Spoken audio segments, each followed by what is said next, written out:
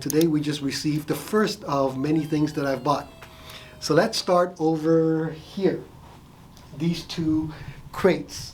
They are the new Gryphon Commander. New to us. It's not a new product. It's been out for I think a couple of years or so.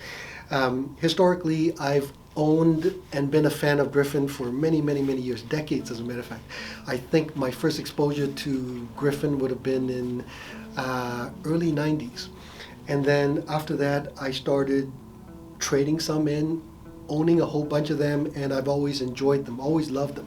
One of the issues back then was distribution was extremely spotty. So one of my criteria before I pick up a line, especially an expensive line, is to be sure that there is consistent support. When products go bad and if there's an issue, we want to make sure there's service, easy service available. And I didn't feel at the time that this was true, and so we never picked it up, despite the fact that I really liked the product. Anyway, fast forward a few years ago, a friend of mine was the US distributor, actually for US and Canada, and he and I talked very seriously about us bringing the product in, and for various reasons that never happened. So ironically enough, recently, I began thinking about it again very seriously. I had seen the Apex and the Commander, the Amplifier and the Preamplifier, and then a very good friend of mine ended up bringing a set back to his house here near the store. He had bought it in the States, brought it back here, invited me to come over to listen to his system. I know his system really well because we're responsible for a whole bunch of his system. Went over to listen to it, and I was again very impressed with the sound. And then he invited me to come by the week following because a very good friend of his was going to come over and listen and possibly buy the Gryphon. And he wanted me to bring a set of D'Agostino momentum amplifiers and the preamplifier so we could do a shootout. So this is going back a few months ago. Anyway, I did exactly that. And for various reasons, his friend ended up buying the D'Agostino preamp and the momentum amplifiers. But I was sufficiently impressed, knowing that they both offer very different things, that I thought I'd like to be a dealer. Reached out to Gryphon USA, and yada yada, as they say. Fast forward, this is now first week of February 2024, we're now officially a dealer. So these are the two sections of the preamplifier. Stefan and I are going to unbox this. Our first real unboxing, well, half, you'll see that in a moment. Show you what it looks like, and then we'll do the amplifier next. All right, Stefan, let's get to it. Oh, by the way, Alison, come closer. I want to show you this. So I've unboxed a lot of things over the years, as some of you have complained. What's nice about this crating system is that they've got these very cool snap-on brackets. So very repeatable. You just put it back on and you close this lever and you're done. You don't have to deal with screws and so on, and you just don't lose these. Okay, so anyway, very easy. The top is your unpacking and setup instructions. Oh no, IKEA. This is IKEA. Look. Oh my God.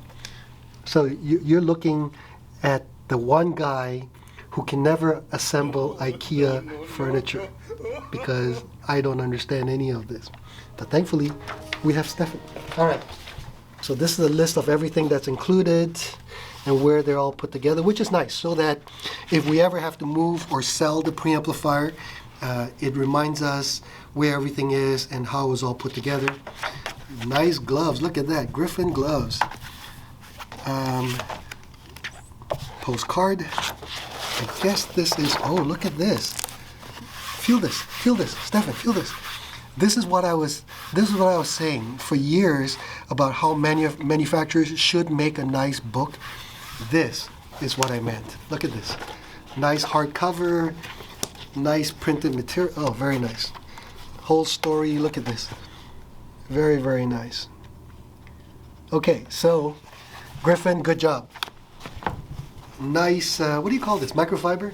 Yeah, nice. And I guess that's the remote control. Yeah, oh, look at that. Fleming Rasmussen is the gentleman who started the company, and he's also responsible for their industrial design. And so where most other companies would have just made this symmetrical, he's purposely chosen to take a chunk off. So it's kind of unique. And on the back, you've got this rubber material so it doesn't scratch your surface. Quite nice. Now, where do you put the batteries? Oh no. They've done the same thing as a lot of other companies. So you have to take these screws out to replace the battery. That I don't like, because it's a pain in the butt. But understandable. This is beautifully made, by the way. Very solid chunk of aluminum. And I like the fact that the contrast between the text and the black background is very clear.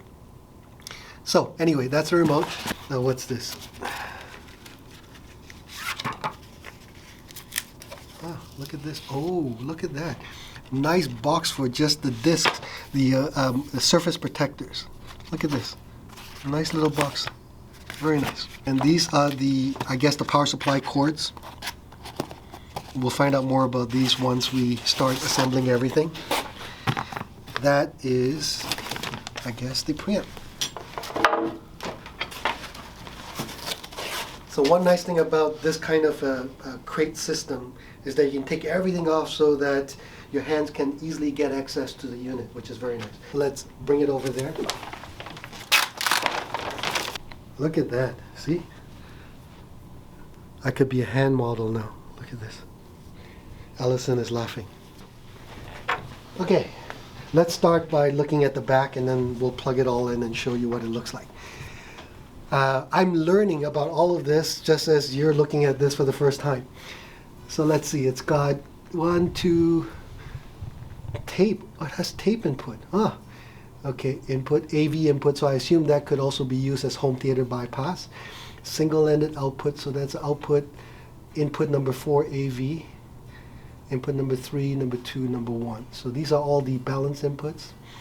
And then it looks like it's got 2 single-ended inputs, and then single-ended output, balance output 1 and 2, and then repeat it over here for the other channel. Balance output 1 and 2 as well. Okay, and then analog power supply, digital power supply, green bias. Oh, I see. This is probably for the bias for Class A or Class AB, or to run it at more efficiency. Analog PSU. Okay, so there are basically 3 power supply cables, and these are your triggers. All right, so pretty straightforward. Okay, so I wonder what this is for. Anyway. Oh, one other thing. So if you look at the top, you can see the Gryphon. We'll turn it around later and show you everything, but just wanted to show you the back first. All right, so for now, we're going to turn this around, and hopefully the power supply will fit in here. Okay, so we've gotten the power supply and the main unit uncrated. Bit of a chore, but thankfully, because the crate is so well designed, it's relatively easy. They're quite heavy, so be careful. It comes with 3 connecting cables, umbilical connecting cables, 2 for the power supply, 1 for the left channel, 1 for the right channel, and the 3rd for the controls. The connectors are different in size. The left and the right channels are the same connectors. The control is a different connector, so be careful not to force it. Make sure that you're connecting it to the right thing. What I should have done is take a picture of the connector itself. The connector has Gryphon engraved on it, so very cool. And they're locking, so you push it and then you turn and you lock. All right. It also comes with 2 dedicated power cables. They're top-of-the-line Vanta power cables. It looks like it's about 1.5 meters long. So you connect one to one side, the other one to the other side of the power supply. Once everything's connected, once you make sure that all the interconnecting cables, the umbilical cables are connected, and you've connected your source to the back, then the main on-off switch is at the bottom of the power supply. There are 2. So however you decide to install this system, always make sure you have access to the power supply. So at the bottom there are 2 switches. Maybe Allison can take a picture of it later, but you can feel there are 2 rocker switches, and as I turn it on you can hear the click, so, or maybe not. There, so that's 2. And then shortly afterwards, there you go. The red LED will come on. So that means this is now ready to be powered on. And you can hear the little clicks, the relays going on. and this will flash for a moment. The screen comes on, in a moment you'll see the whole thing displayed. Okay, so now that we've actually uncrated the unit and plugged it in, I actually read the manual, something I don't usually do. In fact, I can't remember the last time I read the manual of anything. But I thought this is fairly sophisticated. I want to make sure that I don't screw it up before we turn it on and hook up a system. So I had Stefan dig out the manual, which I think I showed you guys. It's a beautifully made manual, and kudos to Gryphon for taking the time to do it. So that is the home screen. As I said, you have 6 inputs, monitor, menu, and mute, and volume up and down. This, by the way, is a touch screen. So on the one hand, I like that, because if you can't find the remote, as most of us can't, you can just go to it and adjust the switches and so on.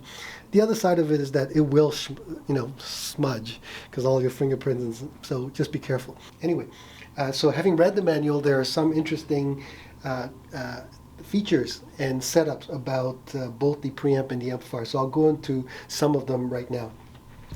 So right off the bat, after you turn the unit on and it goes through its cycle of testing and so on, this is the home page that you see.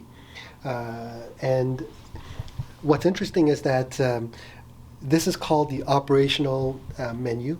And when you are finished being close to, I think if you are within 70 centimeters, it will show this screen. But if I walked away and in a few seconds see what happens, okay? So Allison, keep the camera on the screen. So let's see what happens.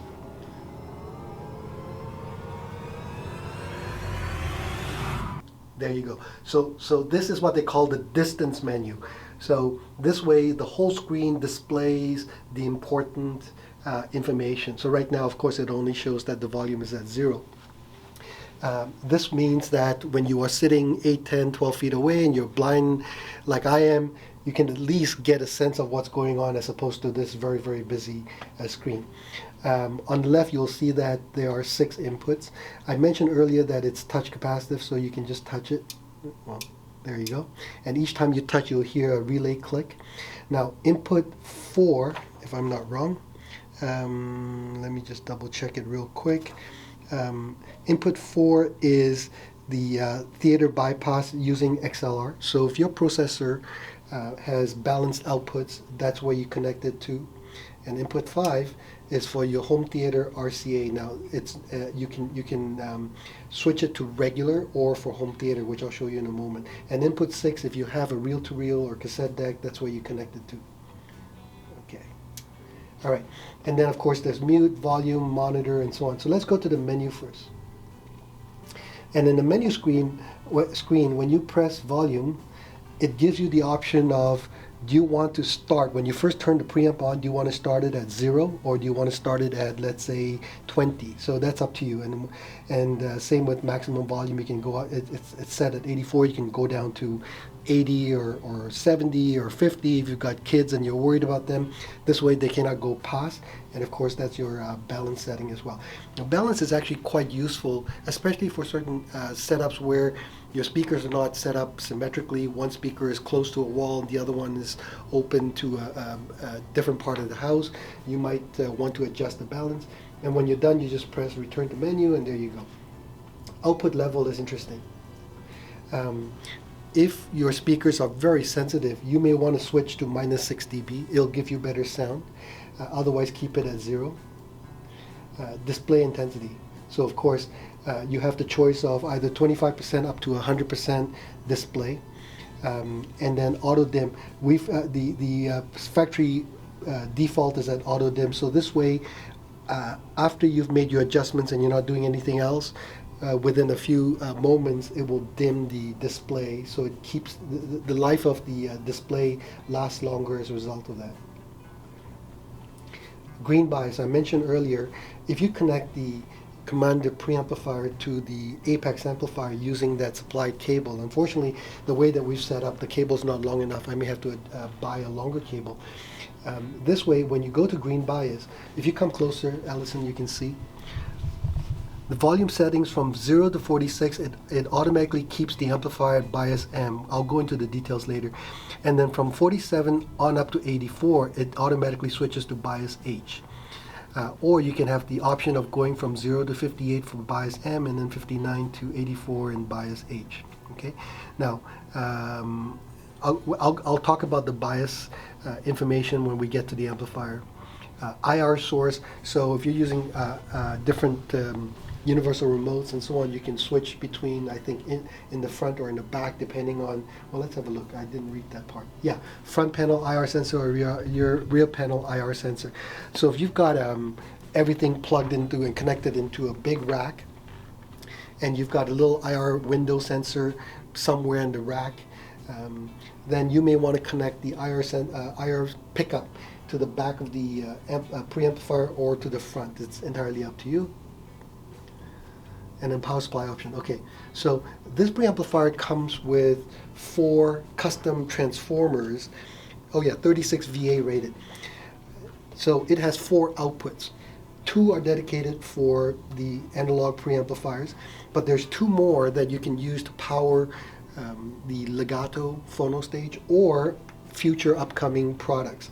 So you've got 4 sets of connectors, use 2, and then the other 2 are left open.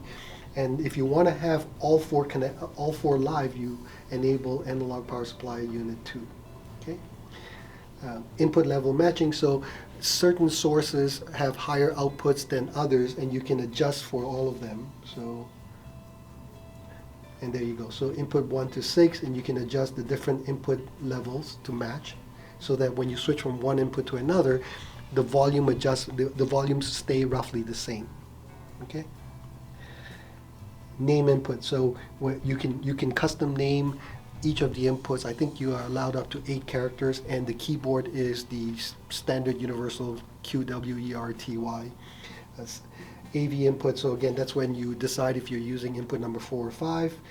And then restore settings is if you made a mistake or you want to go back to the factory settings, you just press that and it goes back to default.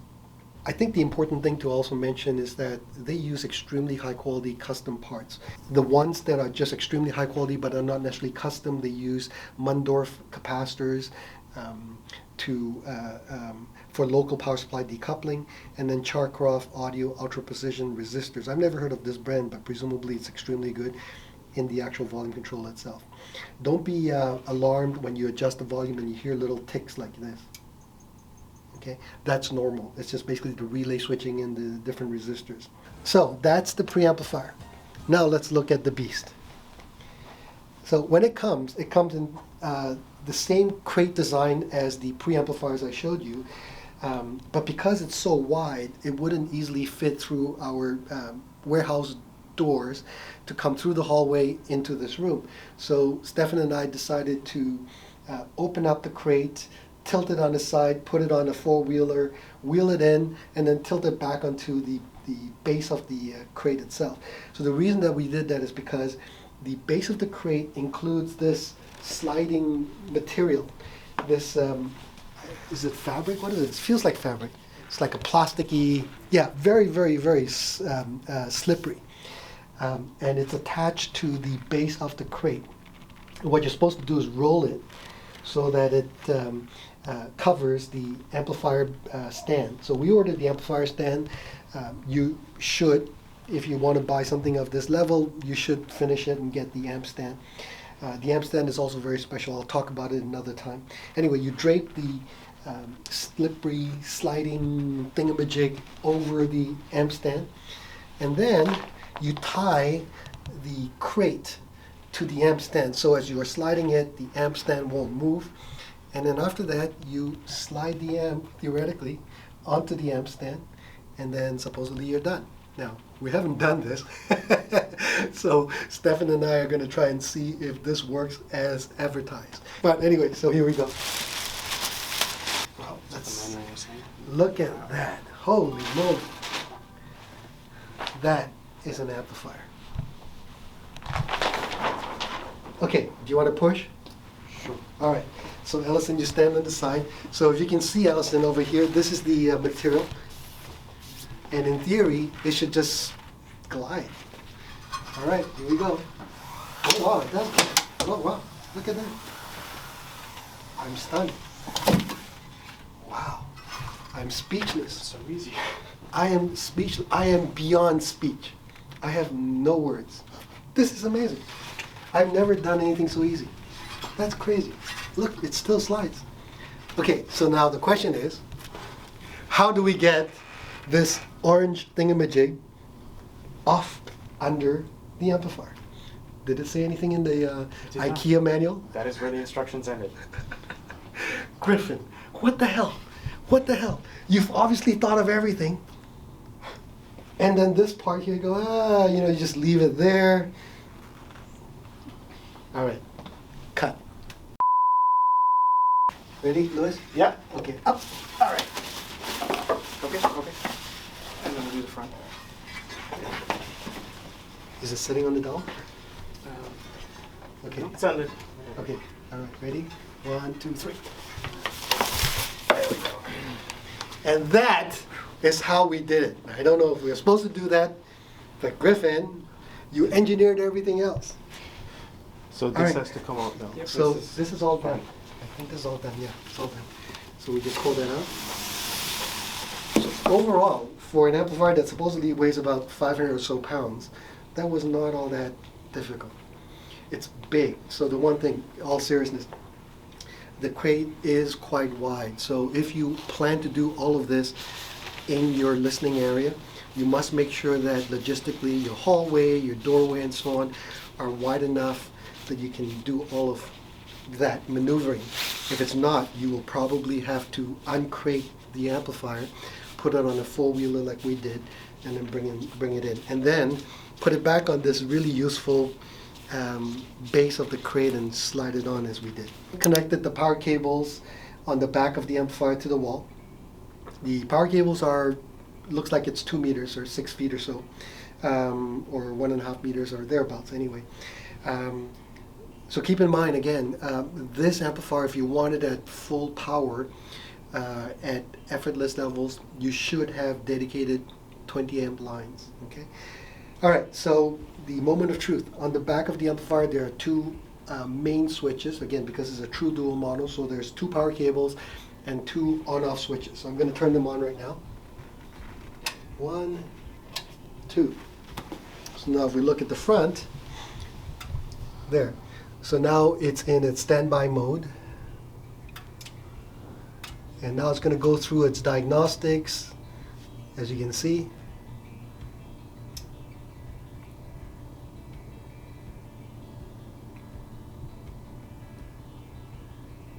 This is like Alex Trebek. Da, na, na, na. Okay, second relay clicked. Okay, there we go. So now, and notice that it says OK and OK, so both left and right channels are OK. There's a certain amount of time before the amplifier gets to full proper operating temperature, so probably about half an hour to an hour. So best to set it the way that you want to enjoy the music. And of course there's mute over there, and if you press this test, it'll go through its testing procedure again just to make sure everything's okay. Once you're done listening, you can press the power button again and everything goes to standby.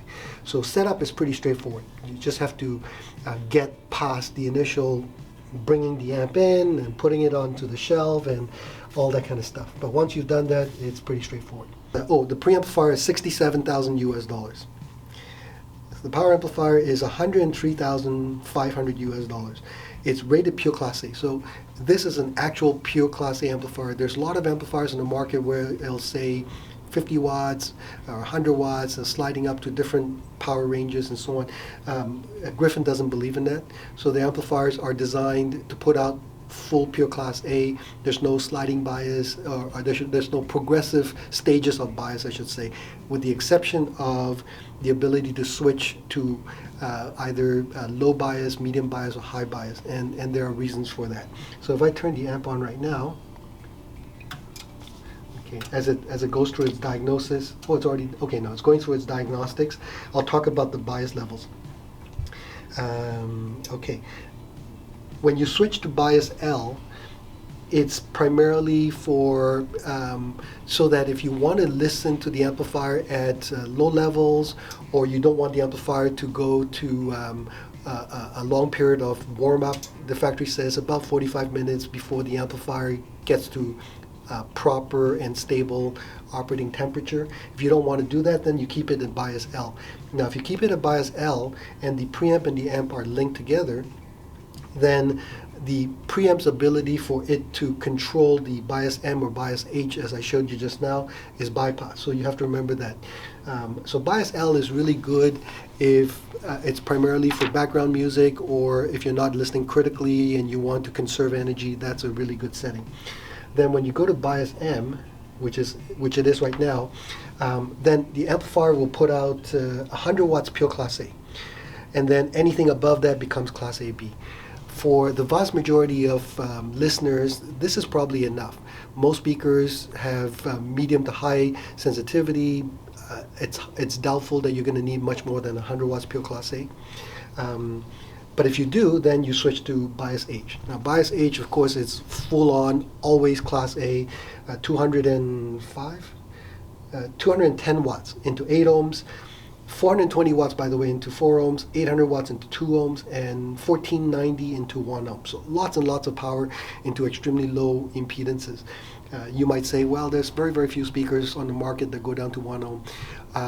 It's true. Normally, the speaker will not have a nominal impedance of 1 ohm, but there are speakers that will go down to 1.8, 1.9, 2.2, 2.3 ohms, and this amplifier can easily handle that. In terms of other specifications, it has 64 very high current bipolar transistors, 1 farad of capacitor bank. That's insane. Most amplifiers don't have anywhere near the amount of capacitance. This one has 1 farad. Fully balanced from input to output, as you would expect. Fully dual mono, that's why it's got 2 separate power supplies and 2 switches. On the back, there are actually 2 hard switches. Fully DC coupled, so there are no capacitors in the signal path. Internal signal wiring, which is very minimal and kept to very, very short lengths, uses Gryphon silver cable. It is firmware upgradable. I talked about the 3 levels of bias. Okay, so size, as you can see, this is not small. It's 23.35 inches wide, 14.6 inches high, and 34.88 inches deep. And for the rest of the world, it's 59.3 centimeters wide, 37.1 centimeters high, and 88.6 centimeters deep. 202 kilograms, 444.4 pounds. So it's pretty heavy. It's a chunky beast. Let me see if there's anything. I don't think I've forgotten anything of any significance. Anyway, so those are the specifications and tech details. I'm actually very looking forward to breaking it in, listening to it. The factory says it's already broken into the factory, but they suggest giving it another 40 to 50 hours, which means 2-3 days worth of work. So that's good. Most of our stuff takes much longer. So this should be fun. Today is Tuesday, right? February the 13th. Tomorrow is Valentine's Day. All right, so basically by Friday, I'll be able to sit down and start doing some listening and enjoy the latest acquisition. All right, see you again next time. Bye-bye.